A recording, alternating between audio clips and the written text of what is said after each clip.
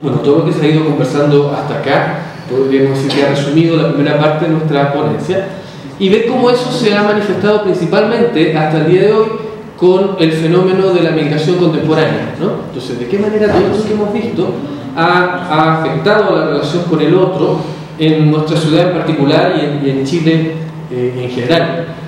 Es así que lo que nosotros vamos a hacer es revisar en general la representación social que se ha construido a lo largo de la historia de nuestro país en torno a la imagen propia y cómo esa imagen propia ha teñido a su vez la imagen del otro, y esa imagen del otro es la que ha desencadenado en un tipo de conducta que es la que vamos a presentar en la segunda parte de nuestra presentación. En términos generales, lo que nosotros queremos presentar es el hecho de que en general la realidad en parte importante se representa a través de una serie de discursos, ¿no? Y que para el ámbito de lo que nosotros nos compete en esta presentación nos referimos al ámbito del discurso histórico y del discurso educativo, ¿no? Ahí aparece una imagen donde se trata de representar más o menos lo que era la educación de fines del siglo XIX y parte importante del siglo XX, donde el estudiante es un ente pasivo que recepciona los contenidos y por lo tanto los acepta como verdad absoluta, ¿no? Russell, desde su mirada, él plantea que la conciencia histórica, que es uno de los principales elementos que se trabajan desde la educación y desde la educación en historia, tendría dos objetivos. Uno es la orientación temporal de la vida y la creación de la identidad histórica, y es acá donde nosotros vamos a profundizar el análisis. Joan Pallés también en el 2013 plantea que esta construcción de la identidad nacional genera una especie de enfrentamiento, de choque entre la dimensión crítica de la ciencia de la historia y la dimensión identitaria. Es decir, la construcción de identidad no se podía correlacionar con lo que era la dimensión crítica de la historia, en vista de que se recibía esta construcción de identidad como un contenido construido desde la centralidad del Estado, ¿no? Y eso se desenvuelve dentro de una relación de carácter dialéctico, que es bastante interesante en virtud de lo que desencadena. Por ejemplo, ahí en la figura dice: nuestra mirada sobre el presente y el futuro se construye en nuestras culturas, en las narraciones que heredamos y que han construido nuestras identidades. Y es en función de nuestra concepción del futuro, según nuestros valores, que pensamos y construimos el pasado. Es decir, el pasado es una construcción que depende de la imagen y de la idea del futuro, del destino que está predispuesto para la nación. Entonces, para poder argumentar y darle sentido a ese destino, ¿no? Que en el caso chileno llega a tener ciertos niveles hasta mesiánicos, es que se construye el pasado, ¿no? Que lo fundamenta. Bueno, y ahí está apareciendo como un fantasma una figurita que yo la puse ahí, que no sé si ustedes la conocen, esa que apareció recién.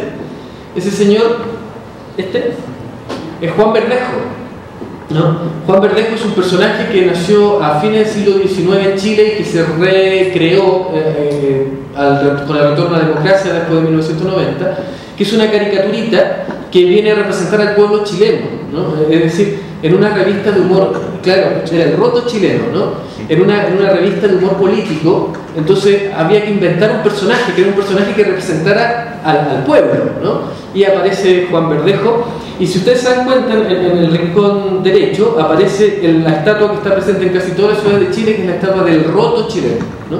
Que es la estatua que viene a, digamos, figurar, ¿no? Darle forma a el rol que las élites gobernantes del siglo XIX le dan a las masas populares, ¿no? ¿Qué sentido, qué rol van a jugar las masas populares del país dentro de la construcción de lo que sería Chile? Y la figura que aparece es la figura del roto chileno, ¿no? Entonces, este personaje, que es un campesino, amante de su esposa, querendón de sus hijos, pero que ante la amenaza externa para defender la patria es capaz de cambiar el arado y tomar el fusil y luchar como el más feroz de los soldados, ¿no? Que es la imagen del roto chileno, ¿no? Entonces, toda esta construcción genera una mitología. Esta mitología se entremezcla con la historia o se incorpora de manera a veces subrepticia, medio subliminal en el discurso racional de la historia, para que a través de ella mostrar el destino de la nación, ¿no? Este es el destino de la nación. Y es así que durante el siglo XIX se construyen una serie de imágenes en torno a lo que es el país y en torno a lo que no es el país, a la imagen del otro, que prefigura la identidad nacional, que se da a conocer a través de la historia y la enseñanza de la historia, y que principalmente se basa en el concepto de la alteridad, ¿no? Como habíamos dicho, el protagonismo de los estudiantes, de los alumnos, se reduce a ser receptores de informaciones que muchas veces ni siquiera entienden. Entonces a ellos se les entrega la idea del destino de la historia basada en el concepto de la alteridad. Ahora, ¿qué concepto de alteridad es? Aquí está uno que rescata Nanette Liberona, basada en el pensamiento de muchos autores franceses, Balibar en particular, donde considera la autoridad aquella marca somatobiológica que se apoya en la creencia en que existe una diferencia natural de categorías de seres humanos. Y esta creencia en torno a estas categorías de seres humanos se designan a través de ciertos estigmas de la alteridad, ¿no? Y menciona ella en este escrito como estos estigmas puede ser el apellido, el color de la piel, las prácticas religiosas, entre otros. Y es así que la educación durante el siglo XIX y gran parte del siglo XX se dedica a construir alteridades, ¿no? Construir al otro, ¿no? A través de ciertas categorías sociales que se basan principalmente en posiciones de poder, ¿no? En posiciones de poder. Y ahora la diferencia es el objeto del conflicto, ¿no? Es la diferencia. Luego, esto lo podemos representar, por ejemplo, esto es una imagen de un periódico local de Arica, donde claramente aparece esa construcción de alteridad, ¿no? Se venden soldaditos de plástico con bandera de Chile y Perú. Entonces, no sé si ustedes, antiguamente uno compraba estos soldaditos y venían, qué sé yo, los alemanes con los aliados, ¿no? Japón y todo eso. Bueno, aquí ahora aparecen con la bandera de Chile y Perú, ¿no? Entonces, inmediatamente el niño que compra ese juguete crece con la imagen de quién es el enemigo, ¿no? Bueno, ¿cuál era la creencia que estaba implícita en todos estos procesos? Es la idea de que la mezcla de razas afectaría el progreso, que es algo típico de todas nuestras naciones, ¿no? Y por lo tanto se enjuicia a todas las poblaciones que tuvieran una importante componente de mestizaje amerindio en base al mito creado en Chile del Chile blanco, ¿no? Como en Chile no hubo mestizaje, no hubo mayor presencia indígena, que es un mito que hasta hace muy poco mucha gente todavía lo consideraba real, ¿no? Y entonces esa idea fue la que ha marcado la relación con Bolivia y con Perú, ¿no? Y a lo que se agrega el hecho de haber sido, digamos, los enemigos en el pasado de la guerra. Y eso genera, por ejemplo, una serie de fenómenos. Por ejemplo, la idea del neorracismo, que plantea Balibar también, que es un racismo sin razas, ¿no? Como en términos generales, en la intelectualidad, el concepto raza, el concepto racismo ha tendido a ser eliminado. Entonces ya no se habla tanto de este racismo en esos términos, sino de una especie de neorracismo que se prefigura en el concepto migrante, ¿no? El migrante, el distinto vendría entonces a ocupar ese lugar, ¿no? Y sobre todo además por el hecho de que se da que justo durante el siglo XIX y gran parte del XX la relación entre los países y estas jerarquías entre países se habían confirmadas o denegadas dependiendo de los triunfos militares. Entonces justamente lo que había ocurrido en la Guerra del Pacífico, el triunfo de la Guerra del Pacífico, vendría a confirmar estos preconceptos míticos que están presentes en la historia y que les entregó a los estudiantes sin emitir ningún tipo de juicio contra ellos. A continuación, el profesor Alfonso va a seguir con el tema en términos ya más de la realidad contemporánea. Pero antes, para cerrar un poco lo que decía Raúl, es muy interesante ver algo que comentaban otros panelistas, otras ponencias anteriormente, en términos, nosotros lo hemos visto después del fin de la dictadura, a partir del año 90, empieza toda una construcción en Chile de una historia nueva en cuanto a la historia de Chile y la relación con los países vecinos, pero, y toda una corriente de historiadores jóvenes, pero esa historia ha quedado en la universidad, algo que se plantea en el caso colombiano, y no se ha traspasado a los colegios. Y esto tiene que ver también con algo que decía el profesor de Ecuador, en términos de que en Chile también son las editoriales, las grandes editoriales, las que publican precisamente los contenidos de los colegios. Las universidades no tienen injerencia en eso, y eso ha provocado que, si bien a nivel de universidad hayan hayan estudios muy interesantes que rompen totalmente con la historia anterior, porque hay que recordar que durante la dictadura claramente se afirmó toda esta historia que planteaba Raúl. Eso a nivel de historia universitaria ha cambiado, pero lamentablemente nosotros vemos que no se ha traspasado a la enseñanza básica fundamentalmente. Y producto de eso lo que voy a plantear a continuación. Resulta que encuestas que se han hecho en Chile nos muestran un poco que esos mitos y esas identidades que planteaba Raúl persisten particularmente a nivel de población en general. So, por ejemplo, hay una encuesta que se hizo el servicio de jesuitas migrantes que señala que la cantidad de migrantes que ha llegado a Chile lo convierte en un destino predilecto para la llegada de población de los países vecinos. Esos son resultados de la encuesta aplicada. También hay otra encuesta Bicentenario que muestra que el 73.8% de los chilenos consideran a nuestro país como el mejor lugar donde vivir en América Latina, y un 59% de los encuestados siente que a la larga la llegada de nuevos migrantes nos afectará negativamente como país. Y como lo estudioso un poco de lo que son los procesos migratorios en los países a nivel mundial, es un fenómeno que se da en todos los países que han sufrido procesos migratorios, es decir, ver al migrante como una amenaza.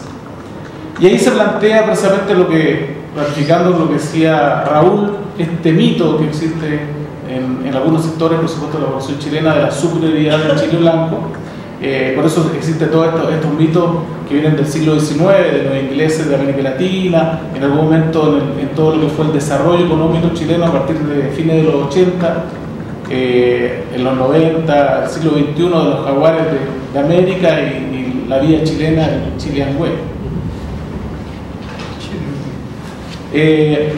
Y acá bueno, vamos a temas más concretos en términos a encuestas que se han aplicado en nuestro país respecto de la percepción de nuevos migrantes en las ciudades del norte de Chile, porque son las ciudades a las que primero llegan estos migrantes, porque la gran mayoría de estos migrantes llegan de precisamente Perú, Ecuador, Bolivia, Colombia.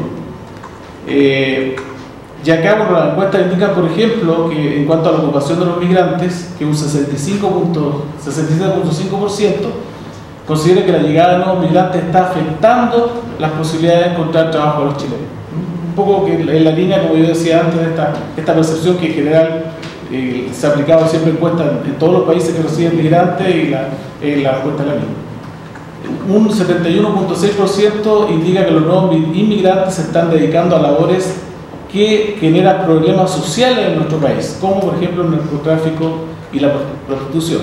Y esa es una mirada que lamentablemente también la prensa, después vamos a ver más adelante, la prensa resalta en términos de cuando hay un delito o se encuentran migrantes, no se habla de la persona tal, sino que se habla del peruano, boliviano, colombiano que efectuó ese delito.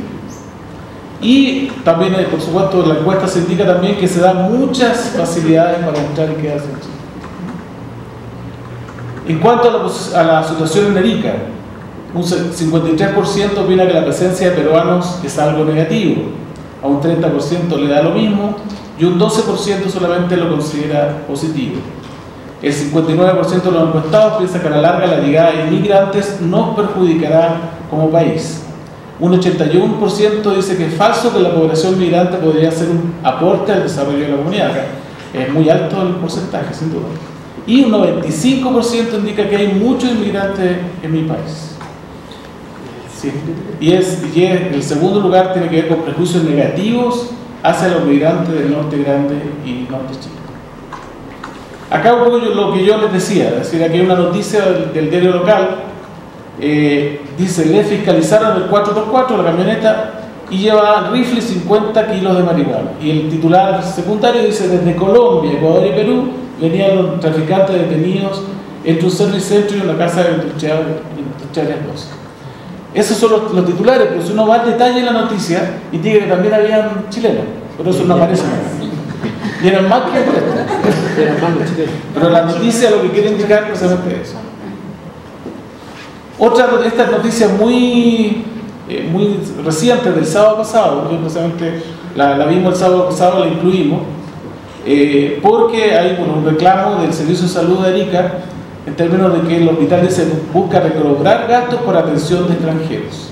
Y lo que se plantea ahí, y bueno, nosotros lo consideramos igual bastante delicado, porque la propia directora de Servicios de Salud de Arica, que dice, bueno, en el segundo titular, dice: los extranjeros reciben atención hospitalaria gratis y nos dejan una deuda de 350 millones de pesos anuales. Y de repente en las noticias por ahí dice que las mujeres peruanas se van a tener los hijos a Arica para que sea gratis. Hay una serie de aseveraciones que son hechas por una autoridad pública y que muchas veces no tienen ningún asidero con la realidad, porque hay muchos chilenos, porque hay muchos ariqueños que van a atenderse al hospital de desarrollo interna, en la cual la atención es también casi gratuita y no existe ningún reclamo escándalo. Bueno, y algunas conclusiones del trabajo.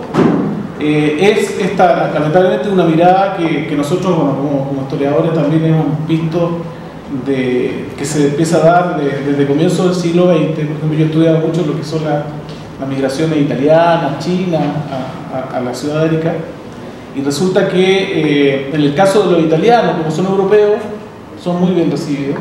En cambio, los que son asiáticos, inicialmente los asiáticos eran rechazados. Hay debate en el Parlamento chileno hacia la década del 20, en la cual precisamente se rechazaba la llegada de asiáticos. Y por lo tanto, en algún momento la discriminación hacia los chinos, particularmente, que llegaban bastante, era importante. Por lo tanto, hay una historia que lleva más de 100 años, precisamente de mirada precisamente a los blancos europeos. Se considera que ellos son bien recibidos y ellos van a aportar al desarrollo del país. En cambio, precisamente pueblos de otras razas no serían un aporte para el país. Y por eso, en el contexto actual de la migración, esto también está en el contexto actual, porque recuerdo ustedes que debido a la crisis económica han llegado a Chile y a muchos países latinoamericanos, españoles, una gran cantidad de españoles, y claramente los españoles, en el caso chileno, son el grupo que genera más emociones positivas. Los colombianos son el grupo que es la migración más reciente, son el grupo que genera más desconfianza, inseguridad y incomodidad por esta mirada del narcotráfico, fundamentalmente. Aunque hay una situación bien particular en el caso de los colombianos, porque el grupo genera más desconfianza, inseguridad y incomodidad, pero al mismo tiempo es el grupo que provoca la mayor simpatía. En el caso de los bolivianos, son el grupo que motiva menos simpatía y a la vez mayor nivel de rabia. Y en el caso de los haitianos, porque también llegó un grupo importante de haitianos a Santiago, fundamentalmente, son el grupo que se siente mayor lástima y compasión, por el que se expresa menos rabia y odio. Y acá, bueno, está el tema de las situaciones que se viven en el día a día y noticias precisamente que salen en los medios, en este caso en medios digitales, en el cual sale una noticia de que un joven de 21 años perdió su pie tras explotarle una mina antipersonal en la frontera de Chile. Esta es una noticia que salió y siempre en los medios digitales aparecen los comentarios de la gente. Y imagínense ustedes, se agrega ahí uno de los comentarios que aparecieron de la gente. Digamos, hay un tema de las percepciones populares que a veces son bastante duras, como las que se plantean. ¿Y 36, ¿no? Y 36 aparece como me gusta, ¿no? Y acá, bueno, esto es interesante, una encuesta que se hizo a niños de enseñanza básica en Chile, aproximadamente entre los 10 y 13 años de edad. Y que en Arica, y que reafirma precisamente esa mirada, como decíamos, que en el inconsciente colectivo todavía se mantienen muchas miradas o mitos del comienzo del siglo XX, en algunos casos hasta el siglo XIX. Por ejemplo, dice: la gran cantidad de inmigrantes que hay en Chile lo convierte en un destino popular de inmigración verdadero sobre el 80%. Es mayor el número de extranjeros viviendo en Chile que el de chilenos viviendo en otros países, casi el 70% verdadero. Colombianos y peruanos son las dos primeras mayorías de inmigrantes de Chile, más del 80%. Y eso no es, si uno va al detalle de la inmigración, eso es falso. Después dice: después de Perú, el principal flujo de inmigrantes en Chile proviene de Argentina. Falso. Y tampoco no es verdad. Una de las principales razones que los inmigrantes no acceden a buenos trabajos que tienen un nivel educacional bajo aparece como falso. Chile es el país de América Latina que recibe la mayor cantidad de migrantes calificados, aparece como verdadero. en promedio el nivel educacional de los chilenos es superior a los migrantes que llegan a Chile, aparece como verdadero. Un migrante más significa un puesto de trabajo menos, estos son niños de 10 a 13 años, también aparece como verdadero. Y por último, por lo general los inmigrantes toman empleos que requieren una calificación mucho menor de lo que ellos tienen, también aparece como verdadero. Y acá habría que recalcar el caso del nivel educacional. En algún momento precisamente llegaron a Chile una gran cantidad de peruanos a trabajar a labores de mujeres, a trabajar labores domésticas, y muchas de ellas tenían un nivel de calificación bastante alto, eran profesionales, en muchos casos que se dedicaban a labores domésticas. Por lo tanto, también eso es falso. Por lo tanto, está el tema, bueno, de tratar de ir cambiando un poco estos procesos, y estos procesos, la única forma de ir cambiando esta mirada, particularmente de los niños, es a través, como se plantea ahí, de dos técnicas: un mini debate, análisis crítico de las fuentes, para ir cambiando un poco esta mirada de nuestra historia, de los mitos que existen todavía en nuestra historia. Por eso, como conclusión, sin duda, en nuestro país, claramente el pasado pesa en lo que es el imaginario colectivo, y como decía Raúl antes, la alteridad, esta mirada, fue generada por la élite gobernante del siglo XIX como una herramienta, al igual que otros países, como hemos visto en este seminario, como herramienta de creación de nación e identidad. Y por lo tanto consideramos nosotros que el siglo XXI necesita de una reconstrucción basada en las nuevas exigencias de unidad, cooperación e interrelación. Y por lo tanto, para ello tenemos que cambiar un poco esa mirada en la escuela, porque los jóvenes que están en la escuela hoy día van a tener el mundo en sus manos entre el 2050 y el 2060. Muchas gracias.